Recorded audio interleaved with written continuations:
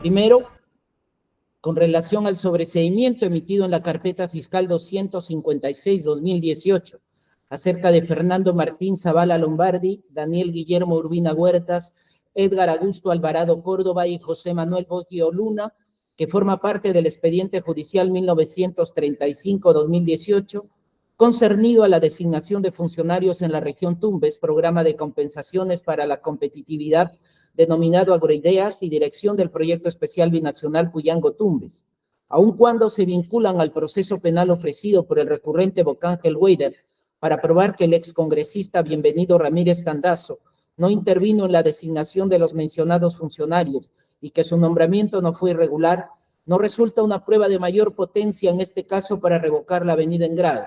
En principio porque se trata de delitos diferentes. En aquel se ha sobreseído por cohecho, en este se ha condenado por tráfico de influencias. Tampoco corresponde acogerla, ya que las responsabilidades son personalísimas, de tal manera que no se comunican una con otra, luego la conclusión de la primera no conduce a la misma conclusión en la segunda. Por otro lado, el delito descartado de cohecho pasivo impropio, en el que se afirmaba que el procesado Bienvenido Ramírez Tandazo, en su condición de excongresista, habría aceptado el ofrecimiento del exministro de Agricultura y Riego, José Berley Arista Arbildo, sobre la obtención de puestos públicos en el Estado para que en contrapartida cambie su voto en la moción de vacancia presidencial número 4710, diciembre 2017, o primer pedido de vacancia contra el expresidente Pedro Pablo Kuczynski Godard. Apartado 313 del documento fiscal, no se ha producido por descarte de tipicidad, sino por insuficiencia demostrativa, puesto que aunque existe la visita del propio excongresista al exministro de Agricultura Arista Berley el 8 de febrero del 2018, es decir, días previos al nombramiento de Urbina Huertas como jefe de Agrideas y de Alvarado Córdoba como director ejecutivo del proyecto especial binacional Puyango-Tumbes, sin que el exministro pudiera haber explicado los temas que abordaron, y la visita a las instalaciones de la Autoridad para la Reconstrucción con Cambios, cito en Girón de la Unión 264, el 13 de marzo de 2018, luego de lo cual se produce el nombramiento de Boggio Luna como gerente regional de Tumbes, de la Autoridad para la Reconstrucción con Cambios, sin que se hubiera podido obtener prueba suficiente de la relación atribuida. No obstante, como prueba de cargo es suficiente para acreditar que el excongresista Ramírez Tandazo tenía las relaciones reales con funcionarios del Poder Ejecutivo, tanto más si el mismo expresidente Pedro Pablo Kuczynski Godard declaró haber inaugurado obras en Tumbes acompañado de Ramírez Tandazo y Bocángel Weider.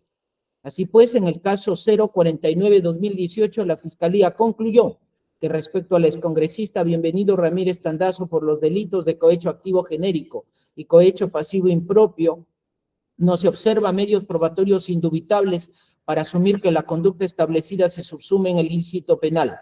Lo propio se concluye respecto a los nombramientos de Daniel Guillermo Urbina Huertas, Edgar Augusto Alvarado Córdoba y José Manuel Boggio Luna, es decir, no se advierten indicios que permitan concluir con certeza y no existen elementos de convicción suficientes que acreditan que se cometió el delito, pero no se descartó la cercanía del excongresista Ramírez Tandazo con funcionarios del Poder Ejecutivo, base real de las influencias. Como se insiste, se consolida como prueba de respaldo a la absolución del cohecho activo genérico imputado, pero no del tráfico de influencias agravado. Asimismo, en el caso de Jorge Eduardo Morelli Salgado, pese a estar incurso en el delito de tráfico de influencias, puesto que habría mostrado en la mentada reunión del 20 de marzo del 2018 a los excongresistas Mamani, Ticlia y Figueroa, a los excongresistas Mamani, Ticlia y Figueroa, una fotografía con el excongresista Ramírez Tandazo en la inauguración de un canal de Zarumilla junto a ministros y autoridades del Poder Ejecutivo. No posee aporte de conducencia adicional porque el sobreseimiento fue por fallecimiento, luego tal conclusión es inconducente en este caso. Del mismo modo, la defensa del recurrente Bocángel Weider presenta la sentencia del expediente 2010-2020 habeas corpus Tribunal Constitucional y los autos concernientes a la ejecución directa e inmediata de la sentencia constitucional con respecto al indulto del expresidente Alberto Fujimori del 17 de marzo del 2022, del 21 de noviembre del 2023 y del 4 de diciembre del 2023, con el propósito de demostrar que el indulto conferido al mencionado sentenciado por el expresidente Pedro Pablo Kuczynski Godard obedeció a sus atribuciones constitucionales. Sin embargo, el indulto al expresidente Fujimori como justificación del cabildeo, como supuesto motivo criminal, es una explicación indiferente en esta incriminación, más allá de pretender satisfacer las conjeturas de exhaustividad, que llegan incluso a demostrar las motivaciones psicológicas de determinación criminal, puesto que según la Fiscalía en ello se vislumbra el móvil del crimen cometido. Así pues, las razones que llevan al movimiento corpóreo de la mente criminal según la visión hegeliana son irrelevantes en la probática procesal, pues lo que debe acreditarse es la acción criminal y su reprochabilidad. Luego, en este caso, resulta incluso indiferente, pues el expresidente Pedro Pablo Kuczynski Godard no está comprendido en este proceso. Luego, que el indulto sea o no declarado válido o legítimo, para nada cambia lo que en este asunto se concluya, ni contribuye a la condena o absolución de los procesados o a su condena civil. Tanto más si el objeto del movimiento criminal en este proceso judicial fue la segunda posible vacancia del expresidente Pedro Pablo Kuczynski Godard y la obtención de votos en contra, y no el contexto político del primer intento de vacancia presidencial de Pedro Pablo Kuczynski Godard de diciembre del 2017, no siendo los hechos juzgados en el presente proceso. Es más, el expresidente Pedro Pablo Kuczynski Godard no está procesado por los hechos que aquí se juzgan como se insiste. En consecuencia, los procesos judiciales y los documentales presentados sobre el indulto al expresidente Alberto Fujimori no son de recibo y a lo sumo deben considerarse como un alegato. Con relación a la prueba documental admitida en sede de apelación y la solicitud de exclusión del proceso penal, con el propósito de impedir una decisión penal, el recurrente Guillermo Augusto Bocángel Weider ofreció la prueba documental consistente en la sentencia constitucional de primera instancia expedida con ocasión de su demanda de nulidad del acuerdo y ulterior decisión parlamentaria de desaforarlo y suspenderlo en sus funciones congresales, acaecida en la sesión del Congreso de la República del 7 de junio del 2018. Como consecuencia de ello, sostiene que de ser inválido el desafuero, el proceso judicial subsecuente, habilitado por dicha decisión inconstitucional, no podría prosperar, por lo que pide su exclusión del proceso penal. Luego, debate del juicio de segunda instancia, tanto el oferente como sus copartes procesales, así como sus contrapartes judiciales, expresaron sus interpretaciones que no resultan conciliables. Así que en virtud de la sana crítica se desprenden las siguientes conclusiones epistémicas de lo pedido. 1. Se acreditó que el excongresista Guillermo Augusto Bocángel Weider fue procesado penalmente en este expediente tras publicarse el 8 de junio del 2018 en el Diario Oficial El Peruano la resolución legislativa 010-2017-2018 CR que declaró haber lugar a la formación de la causa por la presunta comisión de los delitos de cohecho, activo genérico y tráfico de influencias, así como suspenderlo en sus derechos y deberes funcionales en tanto dure el proceso penal. 2. Se estableció claramente que el asunto que se pretende demostrar con la sentencia constitucional de primera instancia en el expediente 9686-2018, 0, que es que el excongresista Guillermo Augusto Bocángel Weider y por concomitancia los demás procesados con ocasión del mismo evento imputado fueron desaforados y suspendidos de la función congresal en forma indebida y arbitraria, merced a que los integrantes de la comisión permanente votaron a favor de esas mociones en la sesión del Pleno del 7 de junio del 2018. 3. La decisión constitucional que nos ofrece como prueba no es firme, ni al día de hoy de ejecución inmediata, según la regla procesal fijada en el artículo 26 del Código Procesal Constitucional, al estar el asunto pendiente de resolver.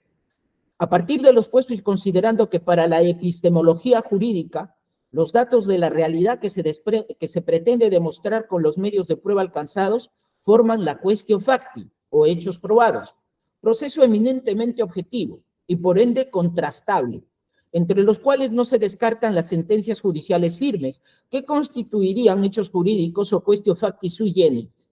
Sin embargo, la interpretación o valoración a la que ulteriormente se arriba a partir del medio de prueba actuado en el plenario forma parte de la quaestio iuris. cuando tal conclusión se encuentra en una norma jurídica aplicable. Una cosa en los hechos y otra el derecho. La primera permite una probanza de hechos, quaestio facti. La segunda, interpretación de la norma, quaestio iuris, o mejor aún, la interpretación de los hechos que se subsumen en la norma jurídica como justificación externa de la premisa fáctica. Después, solo la quaestio iuris, que no ingresa al terreno de los intersticios del derecho por tratarse de una optimización normativa, puede desencadenar su potencia al momento de disolver un problema jurídico. De lo contrario, si es un asunto derrotable, la labilidad la vuelve de libre elección por el juez. Y un asunto es derrotable cuando cabe más de una interpretación sobre la misma disposición normativa. En el caso concreto, la sentencia ofrecida como prueba, quaestio facti, es una prueba de interpretación del artículo 100 de la Constitución y del artículo 89 del Reglamento del Congreso, así como si el procedimiento de desafuero y suspensión congresal fue válido o inválido por arbitrario. Sin embargo, la interpretación que se ofrece no es una quaestio facti, sino una quaestio iuris. Los efectos es nun et erga omnes que la defensa técnica del recurrente Vocángel Weider argumenta exigen que estemos tanto frente a una resolución jurisdiccional como que el asunto sea clarísimo y no derrotable. En todo caso, podrá ser, pero aún no cuando exista firmeza de la decisión. O mejor aún, un hecho jurídico en potencia. Adicionalmente, el pedido de ejecución inmediata constitucional ha merecido varios pronunciamientos ulteriores en el proceso constitucional. Primero se declara improcedente el pedido de medida de actuación inmediata de la sentencia mediante resolución del 21 de julio del 2023.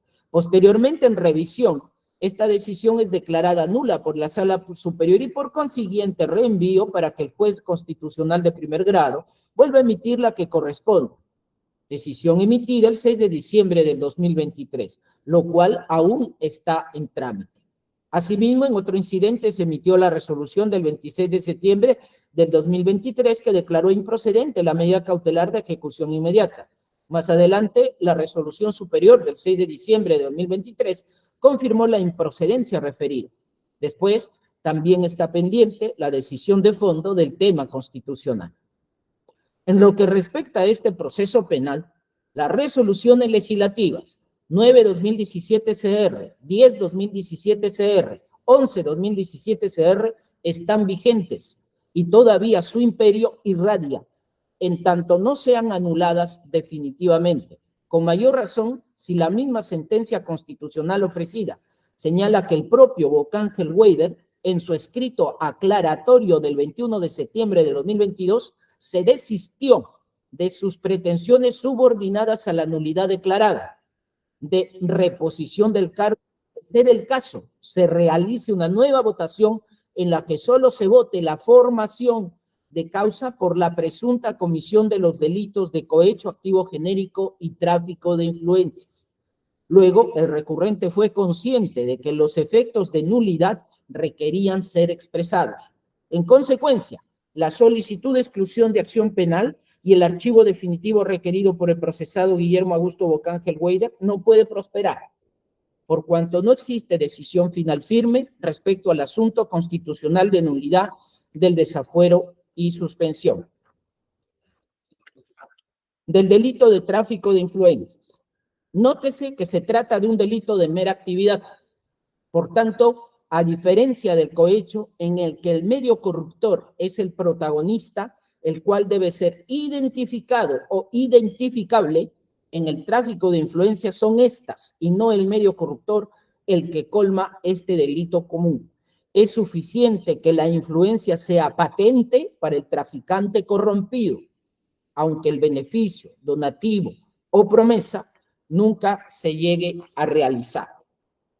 Entonces, así, como el caso judicial ha de ser entendido en sentido amplio, abarcando los procesos de justicia ordinaria ante jueces penales, civiles, laborales, constitucionales, contencioso-administrativos y otros, justicia constitucional que en su mayoría inician en el Poder Judicial y culminan en el Tribunal Constitucional, justicia comunal ante las comunidades campesinas nativas y originarias, justicia militar policial ante el fuero militar policial y justicia electoral ante los jurados especiales electorales y el Jurado Nacional de Elecciones, similar situación acontece cuando se alude al caso administrativo, el cual no se refiere única o exclusivamente a los procedimientos sancionadores o disciplinarios, sino que incluye a todo el espectro de producción del quehacer administrativo.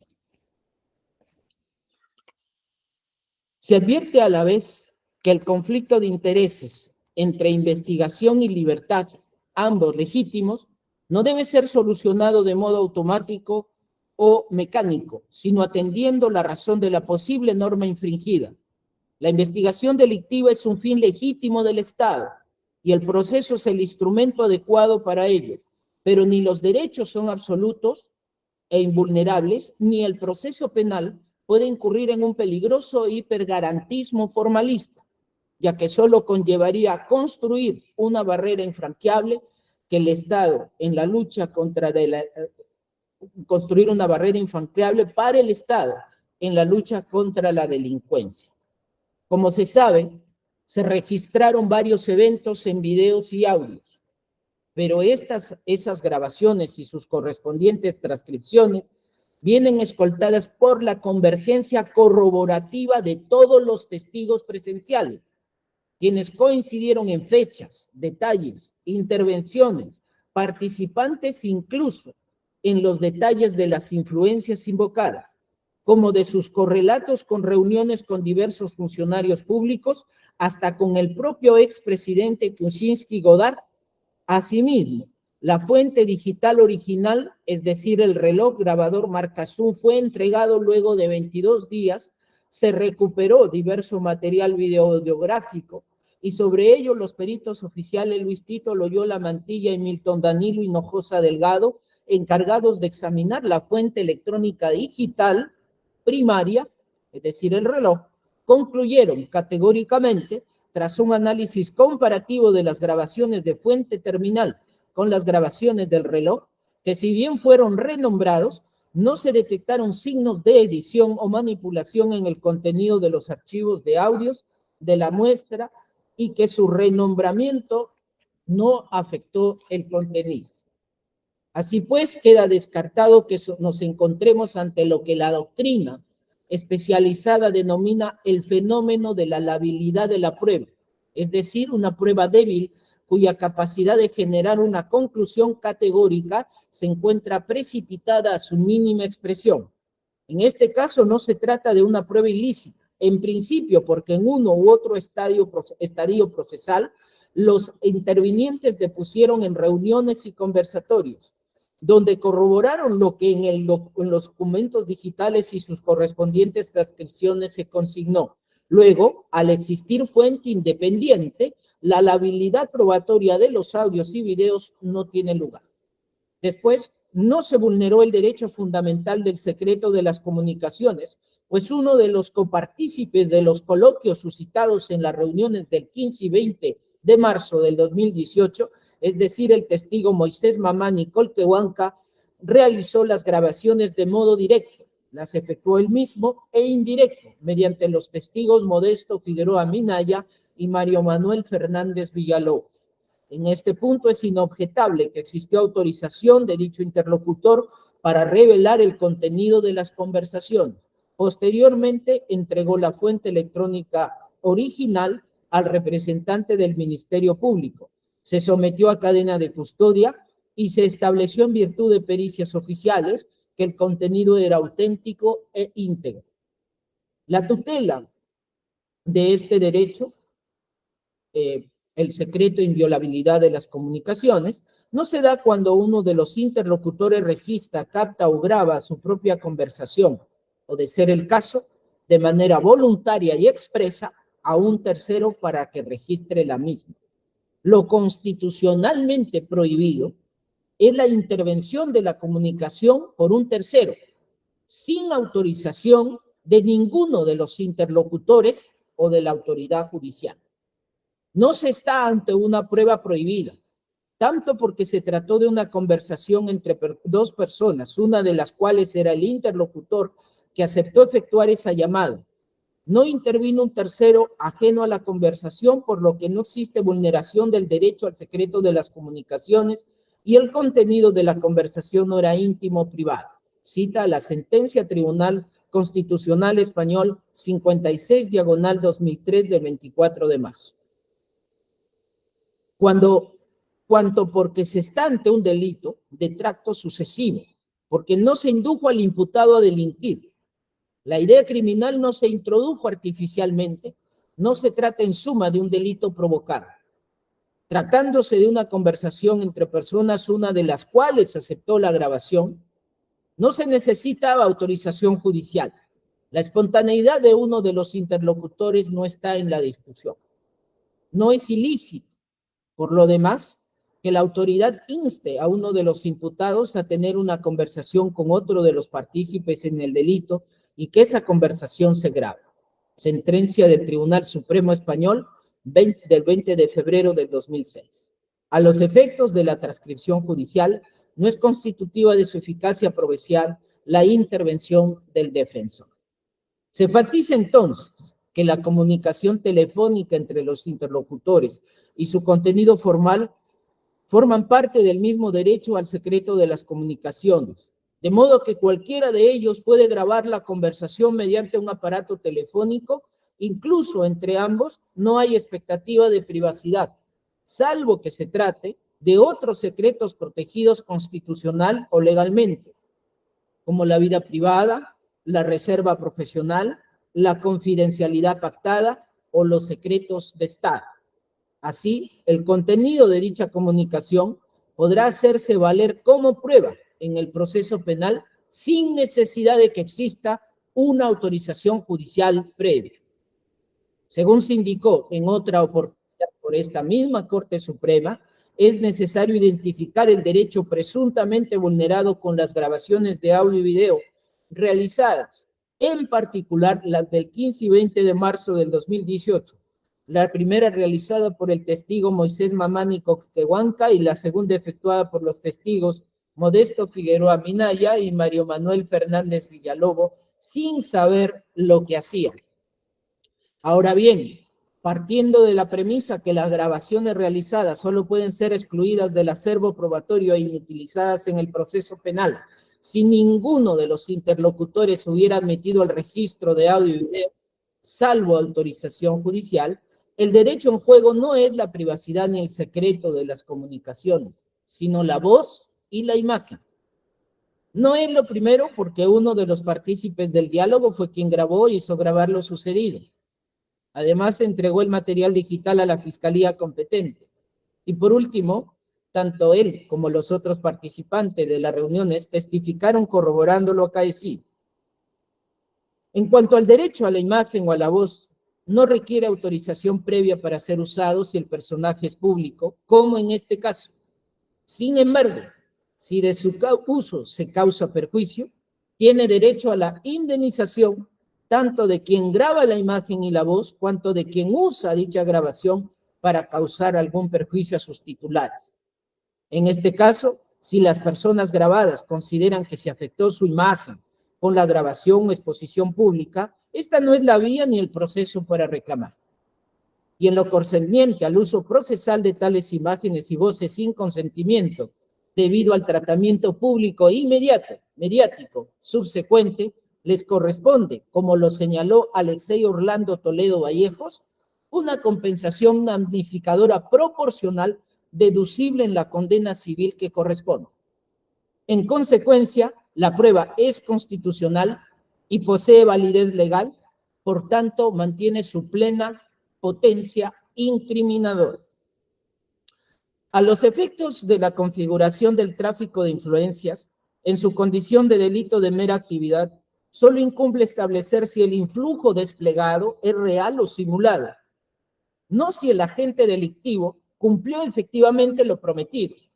Esto último es un elemento adicional que abona a la ejecución criminal.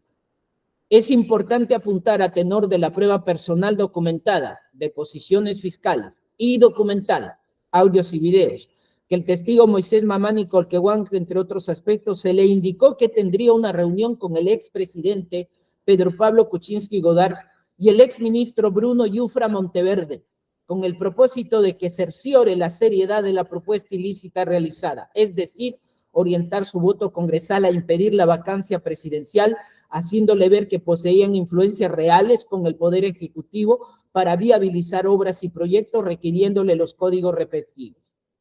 Así, el primero visitó el domicilio del testigo Kuczynski Godard, es decir, el lugar más íntimo y privado del jefe de Estado. También se reunió con el testigo Yufra Monteverde en la oficina de este último. Con el primer testigo no fue un encuentro protocolar en su despacho, el cual podría tener cualquier otro alto funcionario gubernamental. Es más, se produjeron viajes con el testigo Pedro Pablo Kuczynski Godard a la región Tumbes a efecto de inaugurar obras. Tal situación revela objetivamente que la influencia ofrecida era cierta, seria, real y verosímil. Por lo demás, el Tribunal Acuo efectuó un desarrollo expositivo razonable y suficiente. Se relieva además que en las impugnaciones defensivas no se precisó que el citado órgano de prueba citara datos fabulados, refiriéndose a Mamani y Colquehuán, contrarios a la lógica o absolutamente inverosímiles, o que en todo caso se trate de una construcción artificiosa de la realidad que tenga como único propósito perjudicarlos personalmente. Ninguno de estos aspectos se verificó objetivamente. La prueba corroborativa es unívoca, posee la misma significación y va en la misma dirección incriminadora. Los testigos de cargo refirieron el contexto en que se produjeron los encuentros del 15 y 20 de marzo del 2018, así como las influencias propuestas y los donativos ofrecidos. Por su parte, los audios y videos incorporados en el juzgamiento ante las partes procesales contienen diálogos elocuentes y precisos, como tal, son líteros suficientes. De la no solicitud del indulto a favor del condenado Alberto Fujimori, así como la falta de valoración de los acuerdos de gobernabilidad y del propósito de generar bienestar social. Como anunciamos al descartarse el mérito probatorio del sobreseimiento emitido en la carpeta fiscal 256-2018 con relación a Fernando Martín Zavala Lombardi, Daniel Guillermo Urbina Huerta, César Augusto Alvarado Córdoba y José Manuel Boggio Luna, que forma parte del expediente judicial 1935-2018-0, la Fiscalía insistió en la falta de valoración de las declaraciones de los testigos 01-2018-5D2F y GP223, pues según su hipótesis, el indulto concedido el 24 de diciembre del 2017, mediante Resolución Suprema 281-2017 JUS, refuerza su tesis de medio corruptor idóneo del cohecho activo genérico agravado. Por su lado, la defensa del recurrente Bocángel Weider sostiene que el hecho de que el Tribunal Constitucional haya validado tal acto presidencial humanitario exenta de responsabilidad a los procesados. Incluso el Iudes Acuo consideró esta acreditación como un elemento probatorio que fortalece la condena de tráfico de influencias reales. Sin embargo, tanto el indulto como los acuerdos de gobernabilidad y el propósito de generar bienestar social no resultan medios de acreditación conducentes en este caso. Primero, la razón del movimiento corpóreo volitivo ilícito que se juzga en este caso no es el indulto al expresidente sentenciado Alberto Fujimori, sino el tráfico de votos para evitar la segunda moción de vacancia del expresidente Pedro Pablo Kuczynski Godard. Segundo, las razones de determinación criminal, mens rea, serían un punto de apoyo importante en la convergencia probatoria si de un lado estuviésemos ante un escenario de constructo racional indiciario, pero ocurre que en este proceso se ha actuado prueba directa. De otro lado, si no se tratase de delitos de mera actividad, la determinante criminal preparatoria sería importante en esos casos de delitos tentados, pero ese tampoco es el contexto procesal juzgado. Tercer lugar, como antes se dijo, los hechos imputados en este caso ocurrieron antes de la segunda moción de vacancia presidencial contra el exmandatario Pedro Pablo Kuczynski Godard y con posterioridad al indulto. Por tanto, son temas impertinentes a este proceso. Después, la validez y legitimidad del indulto no trasciende la responsabilidad penal que aquí se debe acreditar. En cuanto a los acuerdos de gobernabilidad y el propósito de generar bienestar social, forman parte ineludible del quehacer político y conciernen a la función congresal. Además, es deber de todo ciudadano defender los intereses primordiales de la nación, como la gobernabilidad y la institucionalidad. En ese sentido, exorbitan la materia punible y corresponden al estricto ámbito de lo político, sobre lo que a la jurisdicción no le compete reprochar. En todo caso, es el ámbito constitucional donde puede ventilarse su validez o legitimidad y no un proceso penal. Acerca de que lo acontecido forma parte de una práctica políticamente aceptada denominada cabildeo. Se ha alegado también como causal de exención de la responsabilidad el contexto político de cabildeo o gestión de convencimiento de votantes sobre alguna moción presentada como mecanismo parlamentario, al igual que los controles y las sinergias y relaciones indispensables para superar el poder del Estado. El denominado cabildeo exige, por un lado, que cualquier Estado, que las relaciones al más alto nivel en el ejercicio del poder son indispensables para que cualquier Estado pueda subsistir. El Pacto Social Peruano y la Constitución Histórica de la Nación han impuesto desde siempre la existencia de una pacífica y dinámica convivencia como requisito para la unión nacional, para que se impidan las disrupciones democráticas y se cumpla con la finalidad de que impere la autoridad y no la dominación.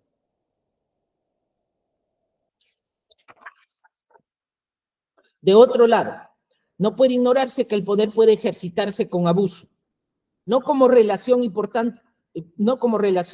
tanto corromperse, incluso absolutamente. Fundamentalmente porque siendo la naturaleza humana como es, no cabe esperar que el detentor o los detentadores del poder sean capaces por autolimitación voluntaria de liberar a los destinatarios del poder y asimismo del trágico abuso del poder. Por ello mismo son indispensables instituciones creadas ordenadamente e incorporadas conscientemente en el proceso del poder. Cita literal al maestro Karl Lobenstein. Ya que el poder es esencialmente lo que reprime, y así se muestra de manera abierta y sin enmascaramientos cada vez que hacemos sentir la tiranía en el ejercicio del poder, cuando al amparo de la justicia y las formas sociopolíticas justificamos su ejercicio para subyugar a los otros, validos de esa fuerza, cualquiera sea su forma de presentación, armas, dinero, satisfacción de necesidades, exasperación de temores y miedos, inseguridad, extorsión, puestos públicos, jerarquía, etcétera, porque es en sí mismo el despliegue de una relación de fuerza que logra aniquilar la voluntad del otro para someterla a la propia. Por tanto, en esencia, el poder, más que un bien que se posee, se convierte en una estrategia tanto de pacificación como de dominación. El poder se ejerce y sus efectos no son atribuibles a una apropiación, sino a ciertos dispositivos que le permiten funcionar a cabalidad. En ese orden de ideas siempre ha sido pacífico para la doctrina constitucional admitir que los órganos supremos que detentan el poder no solo deben contar con la suficiente independencia como para alcanzar sus propios objetivos constitucionales, sino que requieren la existencia de mecanismos reales de comunicación en un constitucionalismo dialógico. Cita literal a Roberto Gargarella. Sea que lo entendamos como estrategia de dominación o bien como ineludible instrumento de pacificación, deben ser tales que permitan que el Ejecutivo y el Legislativo, en especial, aunque no únicamente, alcancen la sinergia suficiente para evitar, de un lado, que el uso excesivo de los frenos y contrapesos termine debilitando al Estado y, como consecuencia, la anomía y la incivilización impongan su distópico régimen, sino que también, de otro lado, la ausencia de tales mecanismos de dinamismo y sinergia conviertan la débil democracia peruana en un pretexto para la falta de respeto a la autoridad, la desinstitucionalización, la contradicción, la barbarie y la anarquía. Casi 4 décadas de corrupción al más alto nivel de la política nacional nos obliga a reconocer que se requieren radicales y urgentes mecanismos de correlación, diálogo político, y sinergias entre los órganos supremos que dirigen el país. Es una ineludible tarea legislativa pendiente, donde el legislador, Congreso de la República, ejecutor, presidencia y ministros, y resolutor de conflictos, Poder Judicial, tengan en principio la misma idéntica potencia y autonomía para lograr que los excesos del poder, y más aún los excesos del poder corrompido, impongan su voluntad, convirtiéndose en un efectivo freno y contrapeso del poder, especialmente del ejercicio abusivo de ese poder, sino que para la aprobación de las decisiones políticas que nos comprometen a todos, respetando cada uno el rol constitucional que se le ha asignado, sea capaz de relacionarse de modo transparente y público con los otros, merced a los mecanismos suficientes como para dialogar, para el honorable intercambio de ideas y el limpio convencimiento sobre la valencia argumentativa e importancia de un tema, de un pedido o de un proyecto. Incluso hasta la modificación de su inicial convicción o criterio, sin que esa dinámica relacional tenga un interés subalterno o subrepticio, y sin poner los intereses personales antes que los intereses de la patria. Bien entendido este juego político de convencer, en particular al colega, de las bondades de una moción, cualquiera esta sea, debe ser el vaso comunicante de la democracia dignificante y de alto nivel, realpolitik, a lo que cualquier Estado constitucional de derecho y con mayor urgencia el sistema normativo fundamental peruano debe aspirar, cuando el bien de toda la nación esté en medio de una decisión importante. Este proceder, cabildeo si se prefiere, no puede ser ignorado por la justicia. Sin embargo, no puede tener sino contornos de moral y ética, donde cada actor se mueva con decencia política, con la suprema dignidad de la persona humana y con el civismo honesto, de tal forma que sea la fuerza de las razones las que imperen y no las razones de la fuerza, que corrompe, las que dominan. En suma, lo que está vedado es la obtención de privilegios de particulares o personales. Lo que está vedado es la obtención de privilegios particulares o personales, incluso bajo la apariencia política, con este menosprecio del interés público general. Así pues, reconociendo el cabildeo como un hecho político innegable, tras la verificación de los hechos probados en este proceso penal, consideramos que lo ocurrido en este caso concreto dista en mucho de ser reconocido como la práctica legítima congresal, y menos lo acontecido puede concernir en estricto al ámbito político, que pueda ser exorbitado dentro del espectro de la imputación objetiva o ser considerado como una causa de extinción de la responsabilidad penal, razón por la cual se activa el ius puniendi para reprimir los delitos, porque se incursiona en los confines que exige la sanción por la responsabilidad penal.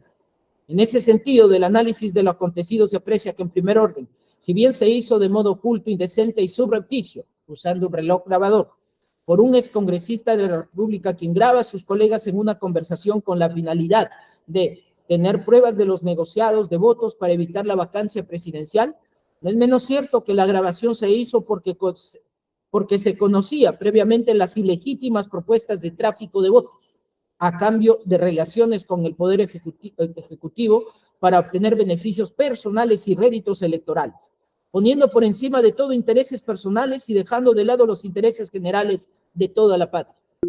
En segundo lugar, es verdad también que una vez realizada tal hazaña y obtenida la prueba del negocio de votos, no se actúa con civismo y buena fe, pues en lugar de acudir con la prueba obtenida al Ministerio Público, se entregan las grabaciones a su vocero de bancada partidaria y después de varios días se convoca una conferencia de prensa donde se exhiben los audios y videos recogidos, llevando un asunto de contenido delictivo para que sea la opinión pública, los foros de redes sociales y los contenidos digitales los que acusen, decidan y sentencien emocionalmente este asunto, para que solo semanas después, y no voluntariamente, sino a requerimiento fiscal, se entreguen las copias o grabaciones digitales que primero se bajaron a una laptop por un amigo del que convenientemente no se recuerda el nombre.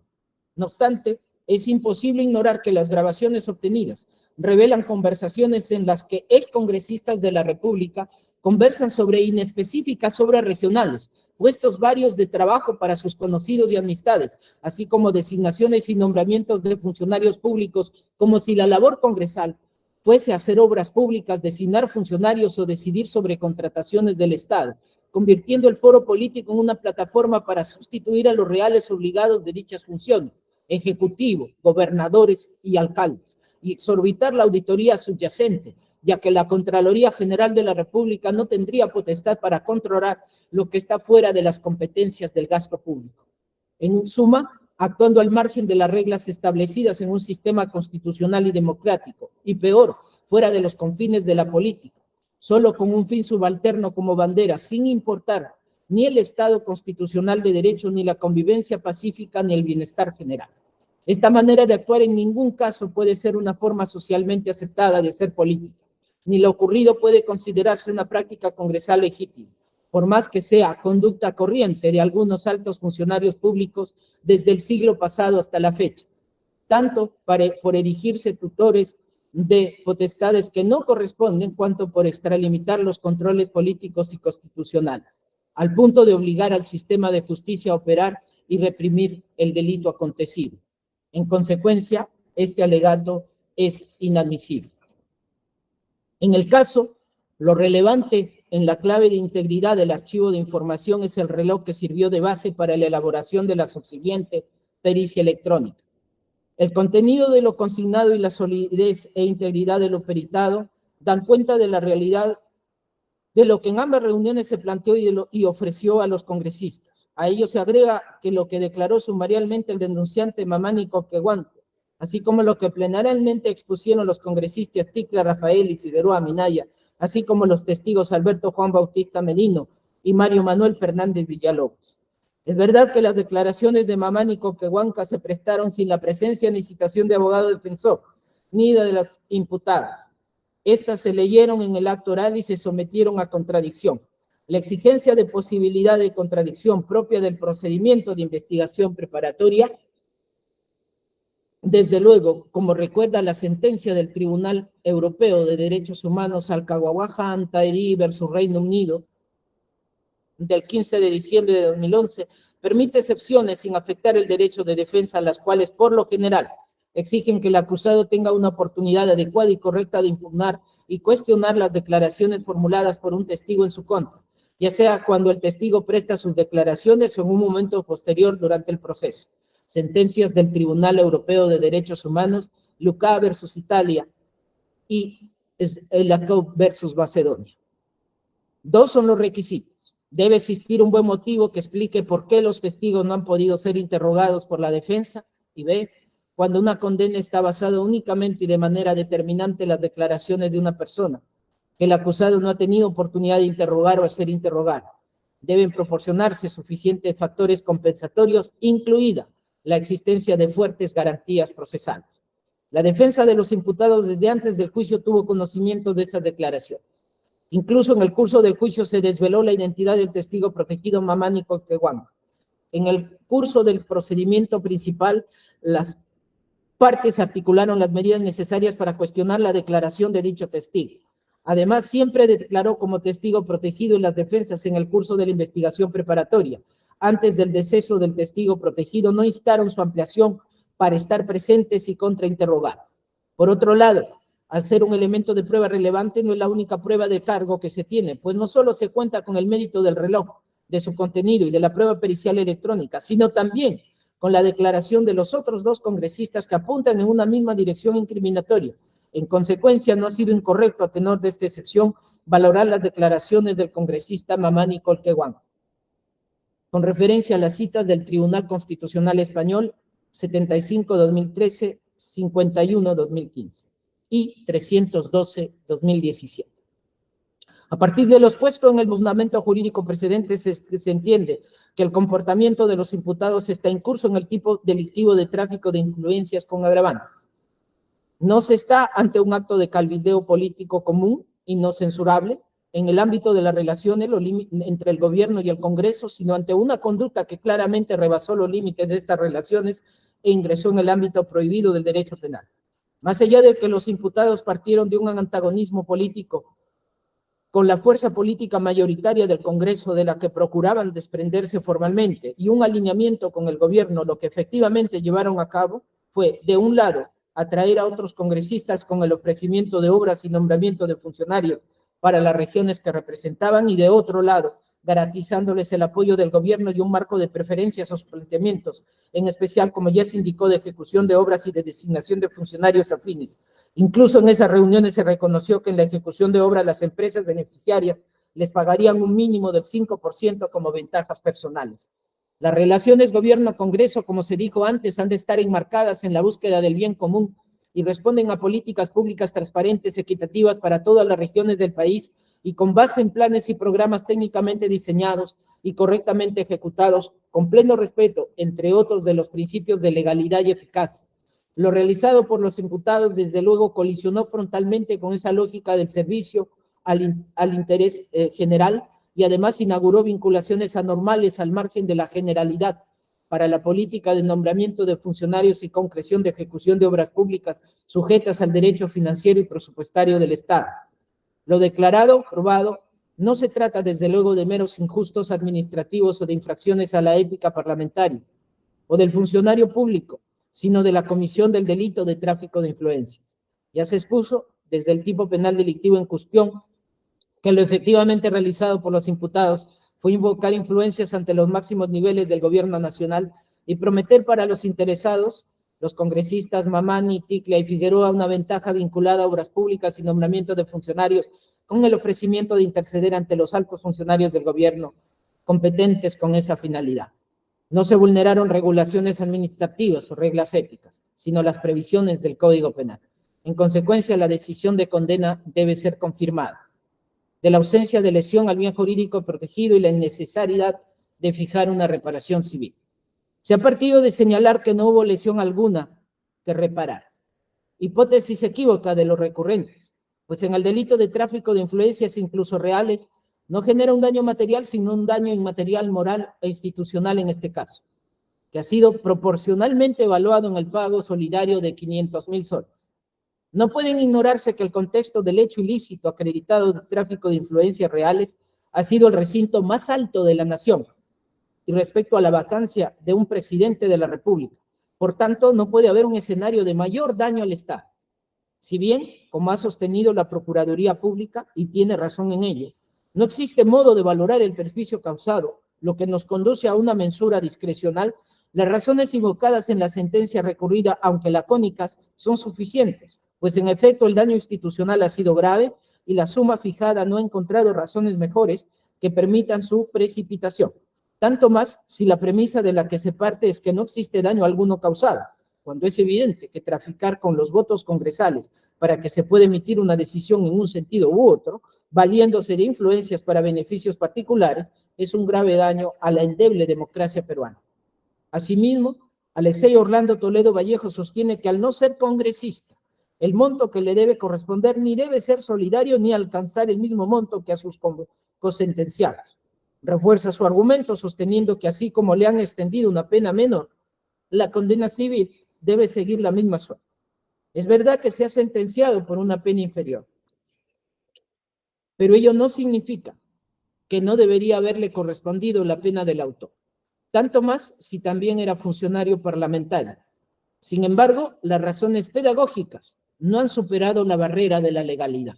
Por tanto, la pena no puede ser analizada del modo que se pretende, y menos considerar que el daño ocasionado por no tener la condición de congresista debe ser menor. Descartada la razón de simetría punitiva, pues se le impuso una pena inferior, aunque le habría correspondido una pena igual, en la condena civil no tiene por qué seguirse el mismo tratamiento.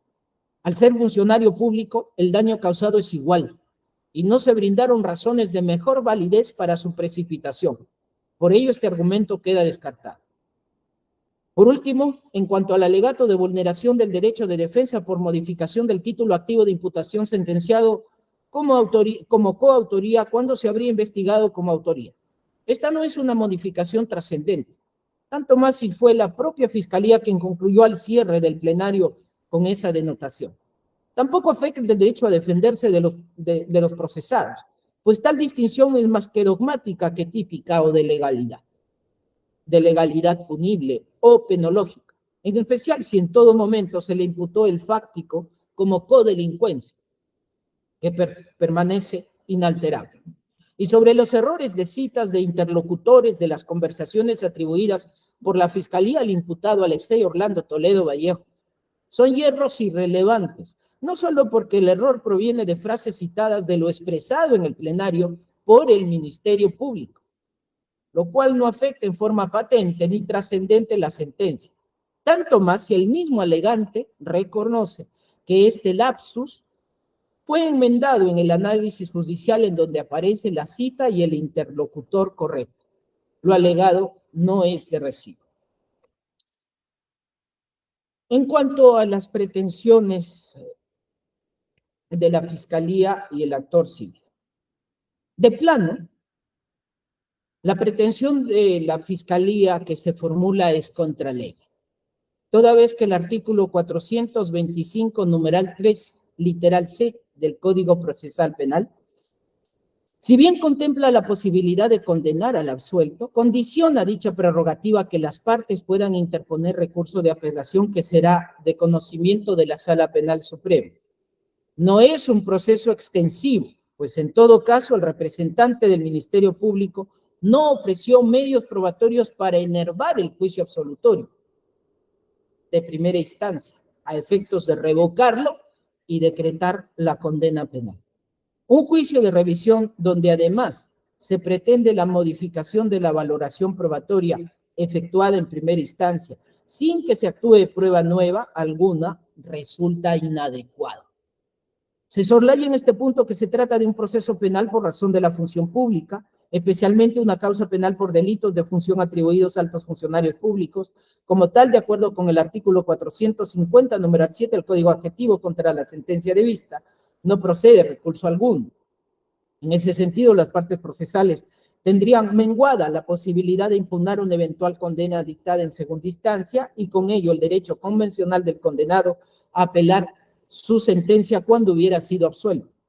Por tanto, cuando la Fiscalía requiera la condena del alto funcionario público absuelto, exige ineludiblemente transitar por un juicio extendido de segunda instancia, ofreciendo las pruebas que a su propósito resulten pertinentes, conducentes y útiles a la condena que exige. No es suficiente discrepar con el análisis probatorio de primera instancia. El cohecho exige un medio corruptor identificado o identificable, y los hechos acreditados según los testimonios corroborados de Mamani en ese sentido. Si bien Bienvenido Ramírez Tandazo le habló de porcentajes de obra precisados por Freddy Guido Aragón Valdés y por Bruno Yufra Monteverde, quienes le manifestaron cifras del 10, 7 y 5%. En primer orden de cosas se refieren a obras inespecíficas no identificables, y ni Aragón ni Yufra fueron procesados en este caso. En segundo orden de cosas, no se presentó prueba alguna que acredite siquiera el medio corruptor identificable. Las conjeturas y especulaciones fiscales no son suficientes para condenar por este delito a los procesados, por lo que por la forma y la materia este pedido de revocatoria no tiene recibo. Sus alegatos no destruyen la conclusión absolutoria de la avenida en grado. En cuanto al tráfico de influencias simuladas, la forma de presentación de la acusación fiscal ya de entrada es contradictoria, y solo el derecho a la tutela jurisdiccional efectiva la ha podido sostener. Por cuanto es contradictoria al principio lógico de no contradicción que un mismo hecho pueda ser al mismo tiempo real y simulado, puesto que si es real, ya no es simulado, y viceversa. Se ha pretendido de manera retórica un discurso de particularización, separando en la misma escena las influencias que eran verosímiles de las que no. Pero en la práctica no se ha logrado demostrar la simulación, en particular porque se ha hablado del manejo de contratos en la administración del Congreso de la República y de salvar al traficante corrompido de futuras investigaciones. Incluso se ha hablado de investigaciones del Ministerio Público. Sin embargo, estas supuestas influencias no resultan verosímiles para el congresista Mamani Colquehuanca ni para los otros interlocutores, porque ellos conocían perfectamente que la fuerza mayoritaria tenía las fuerzas políticas en el Congreso, era fuerza popular, y que su grupo disidente, los Avengers, no tenían las fuerzas políticas para ocupar la mesa directiva. En cuanto a futuras investigaciones, el derecho no se ocupa del futuro, menos de aquellos que no han tenido correlato alguno en la actuación probatoria. Razones más que suficientes para descartar este pedido. de la revocatoria y la elevación de las penas impuestas. El legislador estableció que las circunstancias agravantes genéricas pueden ser aplicables solo a tipos básicos, no a las figuras agravadas, en cuya formación ya poseen elementos alineados con el incremento de lesividad. En ese orden de ideas, la Fiscalía no puede ignorar que acusó por las figuras agravadas, en particular del tráfico de influencias. Por tanto, ya no corresponden incrementos de circunstancias agravantes. Acuerdo Plenario 1/2023, del 28 de noviembre del 2023, fundamento 25. Por otro lado, tal circunstancia de ejecutar la conducta punible sobre bienes o recursos públicos, en principio, el verbo rector de esa circunstancia agravante exige que se trate de delitos de resultado, no los de mera actividad, donde no se ejecutan recursos, donde no se ejecutan recursos, como en el caso del tráfico de influencia, menos aún si tal promesa no se realizó. Finalmente, la relación entre los bienes y recursos públicos y el procesado requiere que para la tipificación de esta circunstancia, que exista un resultado de ejecución, aunque fuese incipiente, pero como se insiste en este delito, esta agravante no se aplica y en los hechos acreditados ello no ocurrió. Las circunstancias agravantes genéricas no son elemento típico del ilícito, sino modulaciones al ilícito que colman sus propios elementos típicos. En consecuencia, este pedido resulta inadmisible. De la revocatoria e incremento de la reparación civil fijada. El actor civil solicita que se duplique la reparación civil fijada, pero no esgrimió razones distintas a las que permitieron imponer la suma de 500.000 soles en pago solidario. Así pues, tratándose de un delito que en la forma y en los hechos carece de repercusión objetiva, el daño material, sus frutos y efectos quedan descartados. Luego, el único daño que subsiste es el daño moral, el cual se fijó bajo la misma regla que ocupa su premisa impugnativa, por lo que no existe forma de avalarlo. En consecuencia, el monto se fija de modo discrecional. Si esto es así y el recurrente no brindó mayores argumentos de lo contrario, el monto no tiene forma de incrementarse, tanto más si en este proceso se usó de modo mediático la voz y la imagen de los procesados, sin su autorización, y ya que si bien hay una corresponsabilidad, puesto que ello no hubiera pasado si en principio no se hubiera determinado tal compensación proporcional, del modo en que se hizo, en este caso en lo referido al uso público a partir de su investigación fiscal, queda saldada con el hecho de no incrementar más la suma fijada. Por tanto, este pedido queda descartado. De la revocatoria de la forma de ejecución de la pena. Durante el procedimiento de apelación se expidió el decreto legislativo 1585 del 21 de noviembre del 2023, cuya aplicación rige desde el día siguiente de su publicación según el artículo 109 de la Constitución Política del Perú. Dicha norma legal establece mecanismos para el deshacinamiento de los establecimientos penitenciarios y tiene como ratio juris que el Tribunal Constitucional, mediante la sentencia recaída en el expediente 5436-2014 habeas corpus Tribunal Constitucional, declara un estado de cosas inconstitucional respecto del permanente y crítico hacinamiento de los establecimientos penitenciarios y las severas deficiencias de su capacidad de albergue, calidad de infraestructura e instalaciones sanitarias de salud, de seguridad, entre otros servicios básicos a nivel nacional, exhortando dentro de su punto resolutivo 6 que el Ministerio de Justicia y Derechos Humanos evalúe ampliar y modificar o replantear sustancialmente las medidas que resulten necesarias e indispensables para superar progresivamente dicho estado de cosas inconstitucional. Tal norma modificó el artículo 57 del Código Penal, que ahora posee la siguiente redacción.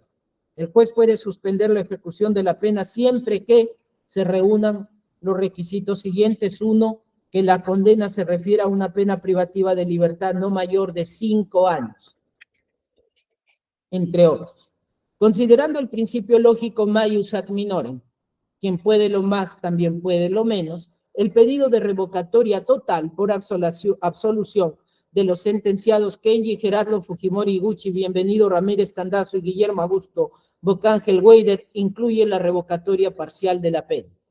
Así pues, corresponde examinar la ejecución de la pena por estricta aplicación del principio de retroactividad benigna previsto en el artículo 103 de la Constitución Política del Perú, y el decreto legislativo 1585.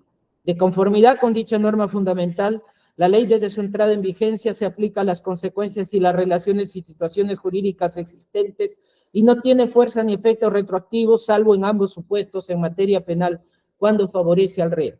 En ese orden de cosas, de lo actuado en el presente caso, la pena impuesta a los recurrentes, Kenji Gerardo Fujimori Gucci, Bienvenido Ramírez Tandazo y Guillermo Augusto Bocángel Weider, de 4 años, 6 meses, ingresa al ámbito de aplicación del artículo 57, numeral 1 del Código Penal, modificado por el decreto legislativo 1585.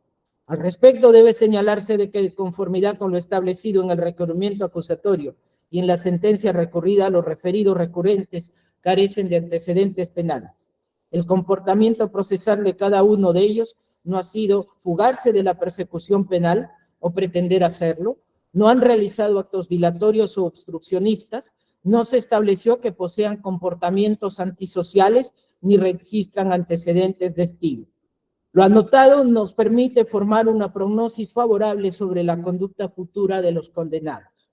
En observancia al principio tanto appellatum cuanto devolutum, se abordaron las impugnaciones defensivas y acusatorias. Las primeras fueron desestimadas, con excepción de la forma de ejecución de la pena, en virtud de los principios maius ad minorem y retroactividad benigna, por mandato constitucional, es aplicable a todo justiciable sin distinciones de ningún índole, pues conforme al artículo 57, numeral 1 del Código Penal. Se revoca el extremo que dispuso su efectividad y reformándolo se le aplica una sanción de naturaleza suspendida y se fijan reglas de conducta de cumplimiento obligatorio. Su desacato conllevará que se aplique el artículo 59 del Código Sustantivo. Las demás penas aplicadas no fueron cuestionadas. Por su parte, las segundas fueron denegadas por ausencia de logicidad y razonabilidad de los agravios, en referencia a las impugnaciones acusatorias. Finalmente, el artículo 504, numeral 2 del Código Procesal Penal establece que quien interpuso un recurso sin éxito deberá pagar las costas procesales, las cuales se imponen de oficio conforme al artículo 497, numeral 2 del citado código. Por ende, atañe al impugnante Alexei Orlando Toledo Vallejos asumir tal obligación procesal. La liquidación le corresponde a Secretaría de esta Sala Suprema, mientras que su ejecución le concierne al juez de investigación preparatoria competente. Por su parte, en atención al artículo 499, numeral 1, el señor fiscal supremo y el actor civil no les corresponde el pago de costas, del mismo modo, al ser declarados fundados en parte. Los demás recursos defensivos no corresponden imponer costas procesales a Kenji Gerardo Fujimori Gucci, Bienvenido Ramírez Tandazo, Guillermo Augusto Bocángel Weider. Por estos fundamentos, los señores jueces integrantes de la Sala Penal Permanente de la Corte Suprema de Justicia de la República, por unanimidad, declararon infundada la solicitud de exclusión del proceso penal y archivo definitivo de la causa planteada por el procesado Guillermo Augusto Bocángel Weider. Declararon infundados los recursos de apelación interpuestos por el señor fiscal supremo, actor civil, y el encausado Alexei Orlando Toledo Vallejos. Declararon fundados en parte los recursos de apelación formulados por los procesados Kenji Gerardo Fujimori Gucci, Bienvenido Ramírez Tandazo y Guillermo Augusto Bocángel Weider. En consecuencia, confirmaron la sentencia de primera instancia del 25 de noviembre del 2022, emitida por la Sala Penal Especial de la Corte Suprema de Justicia de la República, en los siguientes extremos. Absolvió a Kenji Gerardo Fujimori Gucci, Bienvenido Ramírez Tandazo, Guillermo Augusto Bocángel Weider y Alexei Orlando Toledo Vallejos del requerimiento de acusación por el delito de cohecho activo genérico agravio del Estado. Absolvió a Kenji Gerardo Fujimori Gucci, Guillermo Augusto Bocángel Weider y Alexei Orlando Toledo Vallejos del requerimiento de acusación por el delito contra la administración pública, tráfico de influencias simuladas agravado en perjuicio del Estado. Condenó a Kenji Gerardo Fujimori Gucci, Bienvenido Ramírez Tandazo, Guillermo Augusto Bocángel Weider y Alexei Orlando Toledo Vallejos como autores del delito contra la administración pública, tráfico de influencias reales agravado en agravio del Estado. Impuso a Kenji Gerardo Fujimori Gucci, Bienvenido Ramírez Tandazo y Guillermo Augusto Bocángel Weider, 4 años y 6 meses de privación de libertad, 18 meses de pena de inhabilitación y 400 días de pena de multa. Y aplicó a Alexei Orlando Toledo Vallejos 4 años de privación de la libertad suspendida en su ejecución por el plazo de 3 años a condición del cumplimiento de reglas de conducta, 6 meses de pena de inhabilitación y 365 días de pena de multa. Fijó como reparación civil 500.000 soles que deberán abonar de modo solidario todos los condenados a favor del Estado. Revocaron la aludida sentencia en cuanto a la efectividad de la pena impuesta a Kenji Gerardo Fujimori Iguchi, Bienvenido Ramírez Tandazo y Guillermo Augusto Bocángel Weider, reformando, les aplicaron 4 años y 6 meses de privación de libertad suspendida en su ejecución por el plazo de 4 años. Como tal, de acuerdo con el artículo 58 del Código Penal, establecieron las siguientes reglas de conducta. Prohibición de ausentarse del lugar donde residen sin autorización del órgano jurisdiccional competente. Prohibición de portar armas o cometer nuevos delitos o causar disturbios o destrozos a los recursos naturales o patrimoniales o a la propiedad pública o privada. Obligación de comparecer personal y obligatoriamente cada 3 meses al Juzgado Supremo de Investigación Preparatoria de la Corte Suprema de Justicia de la República para informar y justificar sus actividades. Prohibición de realizar o instigar actos de vandalismo, destrucción de la propiedad privada, pública o privada, y ofender a personas naturales o jurídicas. Obligación de realizar, además, obligación de realizar una obra social o de servicio comunitario o comunal bajo la supervisión de la Oficina de Medio Libre del Instituto Nacional Penitenciario de Lima. Y obligación de cumplir con el pago de la reparación civil según se establezca en sede de ejecución de sentencia. Condenaron al encausado Alexei Orlando Toledo Vallejos al pago de costas procesales correspondientes. Dispusieron que no corresponde imponer costas procesales a la Fiscalía Suprema, actor civil, a los procesados Fujimori, Ramírez y Bocángel. Mandaron que la presente sentencia se lee en audiencia pública como ha sido realizado, que se notifique a las partes apersonadas en esta sede suprema y que se publique en la página web del Poder Judicial. Esta es la sentencia emitida, con lo cual queda concluido el proceso 7-2003. Por su participación se les agradece. Muy buenos días. Muchas gracias, señor. Muchas gracias. Buenos días. Gracias, buenos días, señora magistrada.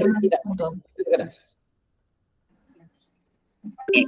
Doctor Luján, creo que hay un link independiente para las votaciones. Sí, vamos a ir al otro link. Gracias, doctora. Doctor. Hasta luego, gracias.